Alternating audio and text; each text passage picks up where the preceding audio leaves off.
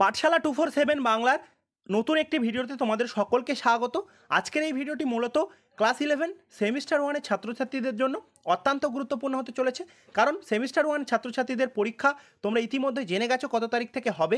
তাই অতি অবশ্যই এখন থেকে প্রত্যেকটি বিষয়ের এমসিকিউ প্র্যাকটিস করা প্রয়োজন। আর তোমাদের সেই প্র্যাকটিসের কথা মাথায় রেখে পাঠশালা 247-এর মক টেস্ট সিরিজ শুরু হয়েছে। প্রত্যেকটা বিষয় থেকে তোমরা প্রতিদিন এমন মক টেস্ট পাবে যা তোমার পরীক্ষা প্রস্তুতিকে আরও সুদৃঢ় করে তুলবে। তার অন্তর্গত আজকে বাংলা গল্প, কবিতা এবং প্রবন্ধ থেকে 30টি এমসিকিউ প্রশ্নের মক টেস্ট। তোমরা অবশ্যই এই টেস্টটি শেষ পর্যন্ত দাও, যা তোমার প্রস্তুতি কতটা আছে তা জানতে সাহায্য করবে এবং তোমার স্কোর কত হচ্ছে 30টির ভিতরে অতি অবশ্যই জানাও। পরবর্তী ভিডিওতে তোমাদের জন্য বাংলার সাহিত্য এবং ভাষা থেকে মোট 30খানা প্রশ্নের এমসিকিউ আসছে। অতি অবশ্যই চ্যানেলটি সাবস্ক্রাইব করো এবং অন্যান্য সাবজেক্টের মক টেস্টগুলো দেওয়ার জন্য অতি অবশ্যই পাশে থাকো এবং বন্ধুদেরকে ভিডিওটি শেয়ার করে দাও। চলো দেরি না করে আজকের 30টি প্রশ্নের মক টেস্ট দেখে নেওয়া যাক। অতি অবশ্যই তুমিও আমার সঙ্গে সঙ্গে উত্তর করতে থাকো এবং কমেন্টে জানিও তোমার কত স্কোর হচ্ছে আর কোন কোন বিষয়ের এমন মক টেস্ট তোমরা চাও অতি অবশ্যই জানিও। প্রথম প্রশ্ন দেখো, সহায় হরির মনে ভীতির সঞ্চার হয়েছিল কেন? 4টে অপশান: স্ত্রীর রুক্ষ মেজাজের জন্য, স্ত্রীর উচ্চস্বরে কথা বলার জন্য, স্ত্রীর চুপ করে বসে থাকার জন্য, নাকি স্ত্রীর অতিরিক্ত রকমের শান্ত সুরে কথা বলার জন্য। সঠিক উত্তর হয়ে যাবে অপশান নাম্বার ডি, স্ত্রীর অতিরিক্ত রকমের শান্ত সুরে কথা বলার জন্য। পরবর্তী প্রশ্ন, সহায় হরির বড় মেয়ের নাম কি? রাধি, খেন্তি, পুঁটি নাকি দুর্গা? সঠিক উত্তর হয়ে যাবে এই প্রশ্নের খেন্তি। পরবর্তী প্রশ্ন, সেফটি পিনটার বয়স খুঁজতে গেলে কোন যুগে গিয়ে পড়তে হবে? 4টে অপশান: প্রাচীন যুগ, আদি যুগ, প্রাগৈতিহাসিক যুগ, প্রত্নতাত্ত্বিক যুগ। সঠিক উত্তর হয়ে যাবে অপশান নাম্বার সি, প্রাগৈতিহাসিক যুগ। পরবর্তী প্রশ্ন, আমাদের হাতে ছোঁয়া জল আর কেউ খাবে না কথাটি উঠেছে চক্রবর্তী পাড়ার মণ্ডপে, ব্যানার্জি পাড়ার মণ্ডপে, ঘোষ পাড়ার মণ্ডপে, চৌধুরীদের পাড়ার মণ্ডপে? এই প্রশ্নের সঠিক উত্তর হয়ে যাবে অপশান নাম্বার ডি, চৌধুরীদের পাড়ার মণ্ডপে। পরবর্তী প্রশ্ন, খেন্তির হাতের পুঁইশাকগুলি কেমন ছিল? এখানে একটু টাইপিং মিস্টেক আছে, মানিয়ে নিও। প্রথম অপশান দেখো, ডাঁটাগুলি সরু ও সবুজ, ডাঁটাগুলি মোটা ও হলদে হলদে, ডাঁটাগুলি শুকিয়ে গেছে, ডাঁটাগুলি সরু ও হলদে। অপশানগুলো কিন্তু খুব ভালো করে ফলো করবে। সেম অপশান দিচ্ছে, একটু পাল্টানো আছে।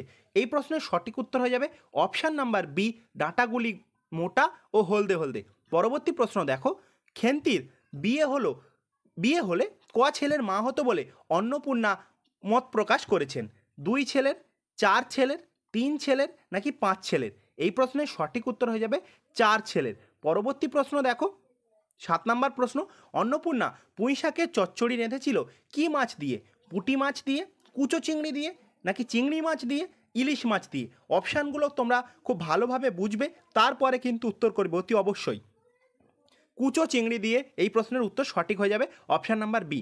আর একটা কথা, তোমাদের যেহেতু ওএমআর বেস হবে, তোমরা এই সেটটি ওএমআরে পরীক্ষা দিতে পারো। পরবর্তী প্রশ্ন দেখো, খেন্তির স্বামীর বয়স হয়েছিল 30-এর বেশি নয়, 50-এর বেশি নয়, 40-এর একটু বেশি, 40-এর বেশি নয়? এই প্রশ্নের সঠিক উত্তর হয়ে যাবে 40-এর বেশি নয়, অর্থাৎ অপশান নাম্বার ডি। পরবর্তী প্রশ্ন, খেন্তির কোন রোগে মারা গিয়েছিল? বসন্ত, কলেরা, জন্ডিস না ম্যালেরিয়া? এই প্রশ্নের সঠিক উত্তর হয়ে যাবে বসন্ত, অর্থাৎ অপশান নাম্বার এ। পরবর্তী প্রশ্ন দেখো, পরবর্তী প্রশ্নে আছে, মাচার উপর থেকে দুলতে থাকা সুস্পষ্ট নদর পুঁই ডাঁটাটি সম্পর্কে লেখকের মন্তব্য হলো, পুঁই ডগাটি সতেজতায় ভরপুর, পুঁই ডাঁটাটি ক্রমেই বেড়ে চলেছে, পুঁই ডাঁটাটি প্রবর্ধমান জীবনের লাবণ্যে ভরপুর, পুঁই ডাঁটাগুলি সবুজ পাতায় ভরপুর? এই প্রশ্নের সঠিক উত্তর হয়ে যাবে অপশান নাম্বার সি, পুঁই ডাঁটাটি প্রবর্ধমান জীবনের লাবণ্য ভরপুর। পরবর্তী দেখে নাও 11 নম্বর প্রশ্ন, প্রবন্ধ থেকে শুরু হচ্ছে এখান থেকে। বিড়াল নামক প্রবন্ধটি কার জবানবন্দিতে রচিত? কমলাকান্ত চক্রবর্তী, কমলাকান্ত দাস, কমলাকান্ত ঘোষ, কমলাকান্ত বন্দ্যোপাধ্যায়? এই প্রশ্নের সঠিক উত্তর হয়ে যাবে কমলাকান্ত চক্রবর্তী। পরবর্তী প্রশ্ন, দেয়ালের উপর চঞ্চল ছায়া কিসের মতো নাচছে? ভূতের মতো, প্রেতের মতো, শাকচুন্নির মতো নাকি ছবির মতো? এই প্রশ্নের সঠিক উত্তর হয়ে যাবে অপশান নাম্বার বি, অর্থাৎ প্রেতের মতো। পরবর্তী প্রশ্ন, কমলাকান্তের জন্য কে দুধ রেখে যেত? বিধু গয়ালিনী, প্রতিমা গয়ালিনী, প্রসন্ন গোয়ালিনী নাকি মিতে গয়ালিনী? এই প্রশ্নের সঠিক উত্তর হয়ে যাবে অপশান নাম্বার সি, অর্থাৎ প্রসন্ন গোয়ালিনী। পরবর্তী প্রশ্ন তোমরা দেখে নাও কি আছে। পরবর্তী প্রশ্ন, তাহার দণ্ড হয় না কেন? কার দণ্ড হয় না? এই প্রশ্নের সঠিক উত্তর হয়ে যাবে চোরের, কৃপণের, নির্দয়ের না ধনীর? এই প্রশ্নের সঠিক উত্তর হয়ে যাবে কৃপণের। পরবর্তী প্রশ্ন অর্থাৎ 15 নম্বর প্রশ্ন, লজ্জার কথা সন্দেহ নাই, বিষয়টি হলো দরিদ্রের সঙ্গে একসঙ্গে খাওয়া, দরিদ্রের বন্ধু হওয়া, দরিদ্রের শত্রু হওয়া, দরিদ্রের ব্যথায় ব্যথিত হওয়া।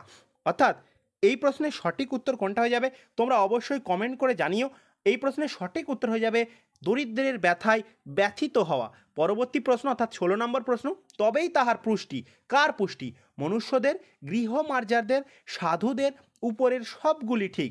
এই প্রশ্নের সঠিক উত্তর হয়ে যাবে অপশান নাম্বার বি, গৃহমার্জারদের। পরবর্তী প্রশ্ন, যখন বিচারে পরাস্ত হইবে তখন গম্ভীরভাবে উপদেশ প্রদান করিবে, কারা?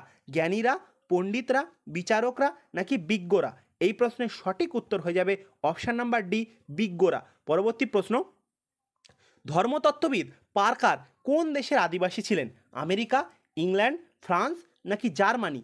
এই প্রশ্নের সঠিক উত্তর হয়ে যাবে পার্কার ছিলেন আমেরিকার একজন আদিবাসী। পরবর্তী প্রশ্ন, তাহা দরিদ্রকে দিবে না কেন? এখানে কি না দেওয়ার কথা বলা হয়েছে? পর্যাপ্ত খাবার, ভালোবাসা, বাড়তি খাবার নাকি স্নেহ? এই প্রশ্নের সঠিক উত্তর হয়ে যাবে অপশান নাম্বার সি, বাড়তি খাবার। পরবর্তী প্রশ্ন দেখে নাও, কমলাকান্ত 3 দিন উপবাস করলে কার ভাণ্ডারে ঘরে ধরা পড়বে বলে বিড়ালের ধারণা?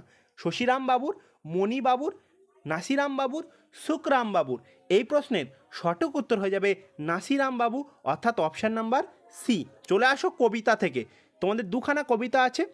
চলো প্রথম প্রশ্ন দেখো, 21 নম্বর প্রশ্ন, ঈশ্বরচন্দ্র বিদ্যাসাগর কবিতায় দিনের বন্ধু কাকে বলা হয়েছে? দীনবন্ধুকে, রাজা রামমোহন রায়কে, ঈশ্বরচন্দ্র বিদ্যাসাগরকে, স্বামী বিবেকানন্দকে?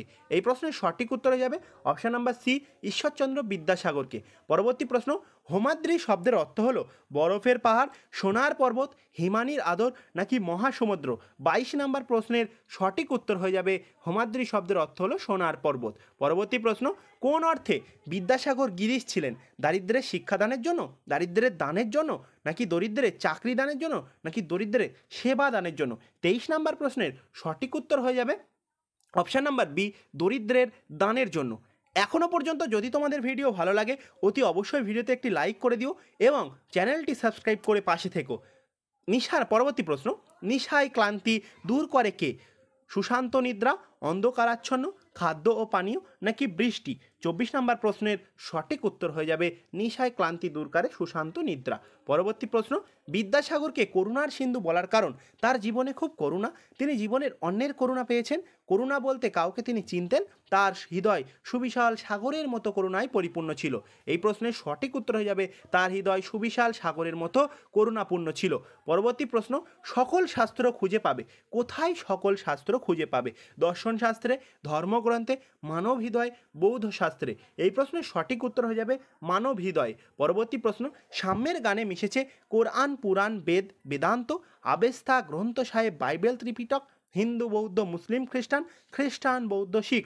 এই প্রশ্নের সঠিক উত্তর হয়ে যাবে 27 নম্বর প্রশ্নের সঠিক উত্তর হয়ে যাবে অপশান নাম্বার সি, হিন্দু, বৌদ্ধ, মুসলিম, খ্রিস্টান। খুব গুরুত্বপূর্ণ প্রশ্ন কিন্তু। অমৃত হিয়ায় নিভৃত অন্তরালে বসে নিরন্তর হেসে চলেছেন ঈশ্বর, অবতার, আত্মা নাকি শাকচুন্নি? এই প্রশ্নের সঠিক উত্তর হয়ে যাবে অপশান নাম্বার এ, ঈশ্বর। পরবর্তী প্রশ্ন দেখো, সকল শাস্ত্র কিভাবে খুঁজে পাওয়া যাবে? ধর্মগ্রন্থ পাঠ করলে, গীতা, বাইবেল, ত্রিপিটক পড়লে, বিশ্বের সব পূর্ণভূমিতে গেলে না মানবতাবোধ উদ্বুদ্ধ মানব হৃদয়? এই প্রশ্নের সঠিক উত্তর হয়ে যাবে অপশান নাম্বার ডি, মানবতাবোধ উদ্বুদ্ধ মানব হৃদয়। পরবর্তী প্রশ্ন অর্থাৎ শেষ প্রশ্ন আজকের সেটের, মানবের মহাবেদনা বলতে কি বোঝায়? জাগতিক দুঃখ যন্ত্রণা, মানুষের রোগ শোক মৃত্যু, ধর্ম অর্থ মোক্ষ নাকি মানুষের দৈনন্দিন জীবনযাপন? এই প্রশ্নের সঠিক উত্তর হয়ে যাবে, শেষ প্রশ্নের সঠিক উত্তর হয়ে যাবে মহাবেদনা বলতে বোঝায় মানুষের রোগ শোক মৃত্যু। আজকের এই সেট এখানেই শেষ হলো। মোট 30খানা প্রশ্ন ছিল গল্প, কবিতা এবং প্রবন্ধ থেকে সেমিস্টার 1 ক্লাস 11-এর ছাত্রছাত্রীদের জন্য। তোমাদের যারা পরীক্ষাটা দিচ্ছ বা এটা দেখছো, কার কত স্কোর হচ্ছে বা এই প্রশ্ন যদি পরীক্ষাতে থাকে তুমি কত নাম্বার পেতে অতি অবশ্যই কমেন্টে জানাও। আর তোমার যদি দেয়া কোনো সাজেশান থাকে পাঠশালা 247-কে অতি অবশ্যই জানিও। তোমাদের দেয়া সাজেশান যথাযথভাবে আমি পালন করার চেষ্টা করব। আজকের ভিডিও শেষ পর্যন্ত দেখার জন্য অনেক অনেক ধন্যবাদ। দেখা হচ্ছে পরবর্তী ভিডিওতে। ততক্ষণ এইভাবে প্র্যাকটিস চালিয়ে যাও, অন্যান্য বিষয় বিষয়গুলিরও ভিডিও খুব দ্রুতই আসছে।